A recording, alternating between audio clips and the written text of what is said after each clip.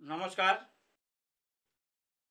আপনারা দেখছেন YouTube channel ধর্ম সত্য।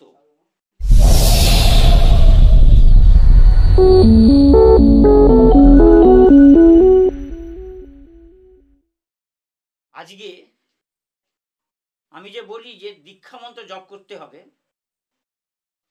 অনেকই মন্ত্র কিন্তু এইটি দীক্ষা মন্ত্র, সেইটি কোন কাজে ব্যবহার হয় সেটা অনেকে জানা নেই। আজকে এনেছি কোনো নবজাত সন্তান যদি পালি জ্বর হয়, আজকে জ্বর হলো, দুদিন ভালো আছে, তারপর দিন আবার জ্বর,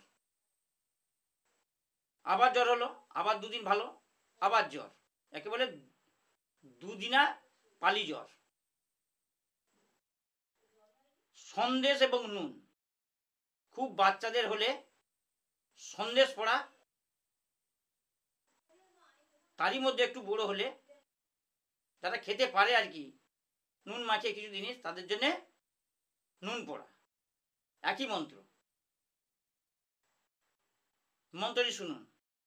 ওং ক্লিং কৃষ্ণায় গোবিন্দায় গোপীজন বলবায় ওং সাহা। এইটি সন্দেশের উপরে বা নুনের উপর 3 বার মন্ত্রপুত করবেন, 3টি ফুঁক দিবেন, প্রতিবারে একটি ফুঁক দিবেন। 3 বার মন্ত্র, 3টি ফুঁক দিয়ে যাদের পালি জ্বর হয়, আজকে ভালো কালকে জ্বর, আবার কালকে ভালো কালকে জ্বর, এরকম হয়, একেবারে পালি জ্বর হয়, তাদের জন্য এই নুন পোড়া বা সন্দেশ পোড়া এটি খাই দিবেন। এবং এই মন্ত্রটি 108 বার শুভ যোগে জপ করে নেবেন।